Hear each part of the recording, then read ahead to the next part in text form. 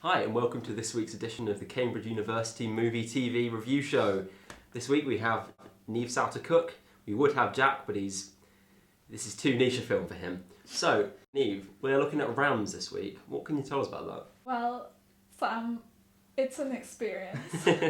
This film, I'm not quite sure, I don't know if you're quite sure how we're going to talk about it, because it's quite different from any films we have seen recently. But it's a film about two Icelandic brothers who live in the Icelandic countryside, and they're sheep farmers, and they haven't spoken for 40 years, but they live on adjacent farms, and they breed the same very, very rare stock of sheep that only they breed. And it sounds like a comedy, but it's not a comedy. I mean, they say it's called, in the posters, it's a dark comedy. But is it? The main brother that we see most of is he's called Gummi, and he sends notes to his brother to tell him, for example, that his sheep are dying via the dog. So he writes letters, and I think that was quite comedic. The dog had good comic timing all the way through. It did, yeah. But overall, this was a bleak film. I thought it was quite... Yeah. I don't know if it was funny. That's the thing. It may well have just gone over my head, but I didn't find it that funny. I did think the film was great. I really, really enjoyed it. So the plot of the film is that that one of Kitty's sheep is found to have this disease that means that all the sheep in the valley have to be culled.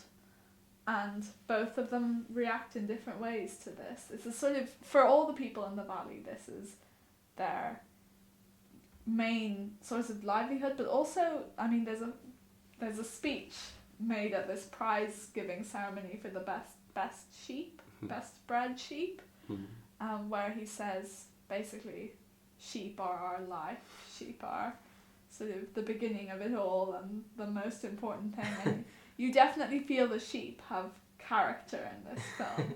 These two brothers, they live alone. They are sort of very much bachelors. There's a scene where it's, I think, Christmas Eve, and Gummi is making his own Christmas dinner for himself, and you sort of feel like the sheep are very, very present in the imaginary of these people. The director was really good at making the film seem very claustrophobic, even though they're living, in this amazing landscape, really well shot, but then every shot inside, the house, it's very narrow walls, very tightly shot, and he managed to create this really kind of this feeling that you're alone in the middle of the Icelandic wilderness, and makes you actually really kind of care for these men and actually understand their bond with their sheep. Yeah, no, definitely, and I think it was really interesting to watch what happens when, it's as if half of the village, or over half of the village, was just killed overnight and disappeared, because for these people, half of their,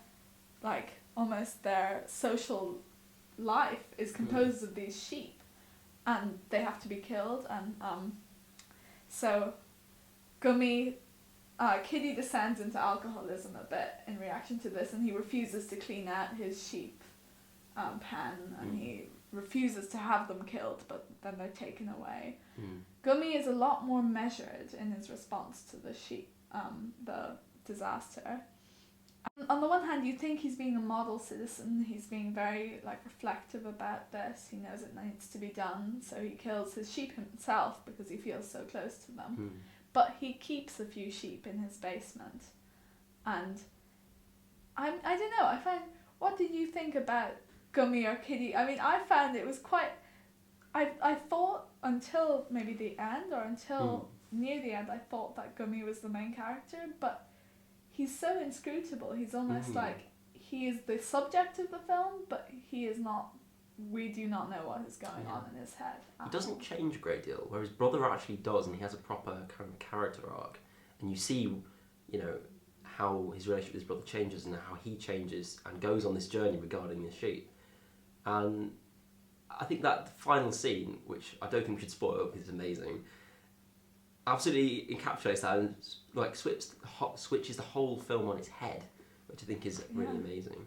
I was reading one review earlier which said that the whole film was actually an examination of declining male virility in older men because of the focus on, you know, their bodies which aren't sexualised. And there's a scene that is burned into my mind forever of when, you know, the main character is encouraging a ram to mount all of the other sheep in the pen and kind of encouraging it on. And they said that the whole concept of the film was about these two men and the way they face what is happening to them and their increasing isolation. It's actually a metaphor for what happens in all of men's lives rather than being a film about Icelandic sheep herders. Yes, definitely. I mean, it is sort of, I think, almost interesting to see how people, when they do not have such thriving emotional lives with other humans, or, I mean, Gummy and Kitty are each other's closest family, but they don't speak to each other, despite living so close to each other. But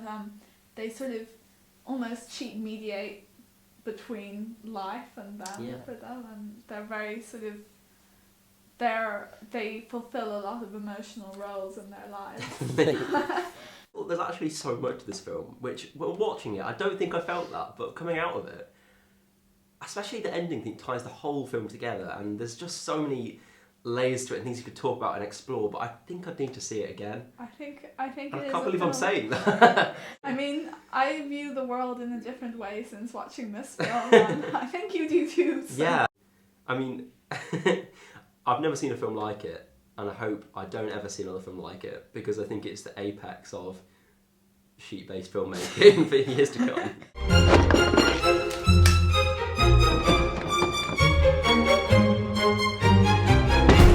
Well, that's our opinion on Rams. We hope you go and see it. We'll be back next week. We'll be talking about some more films. They won't be the same as Rams, we hope. So, we'll see you again later. Bye!